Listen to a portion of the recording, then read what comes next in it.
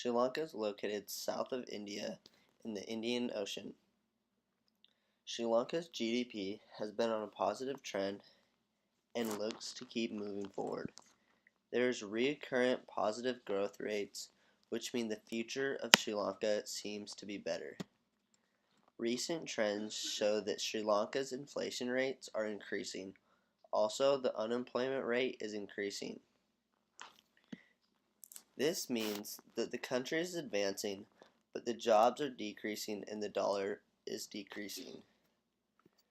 This shows that the rate of living is decreasing, but the country's overall economic power is increasing. Tourism is one of Sri Lanka's main industry sectors. The 2004 tsunami slowed down tourism, but is now back to normal. According to Economy Watch, in August 2009, 41,207 people came to visit, and $349.6 million was recorded in revenue. Tea is a major industry sector as well. It provides 23% of their exports. Sri Lanka's climate is ideal for these herbs. In 2009, the soils allowed for minimal production, so the production is dependent on the weather. The third biggest industry sector is apparel or textiles. The industry sector majorly sells to the US and Europe. There's 900 garment industries like Tommy Hilfiger, Victoria's Secret, and Liz Claiborne. These factories are consistent and doesn't have many risks nor weaknesses. Sri Lanka has a shortage for skilled and unskilled workers. Most young age people want to look for jobs in tourism. Most kids don't want to work in the paddy fields or to work in textiles, and most can't afford or have the ability for schooling. Also, ones with the capabilities usually seek foreign jobs because they pay better. Sri Lanka has a 60% rate of child labor.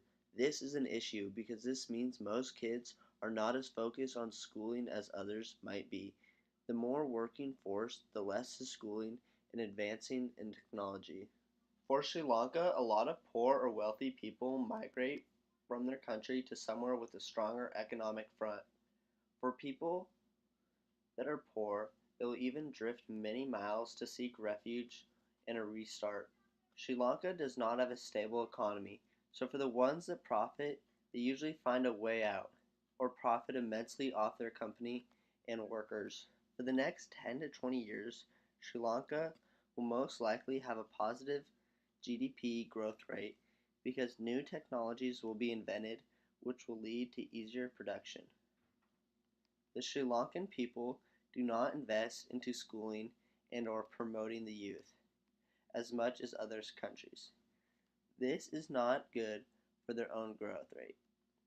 Otherwise, Sri Lanka focuses on having short-term profits instead of long-term schooling investments. Most Sri Lankans understand this and seek studying and employment elsewhere. Sri Lanka will grow on a constant trend. Their natural resources such as crops sustain them and will have enough for their exports. Sri Lanka is semi-dependent on this and will fall if their crops do not harvest correctly.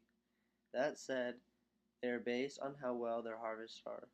Their investment into technology is minimal, so technological advancements aren't likely.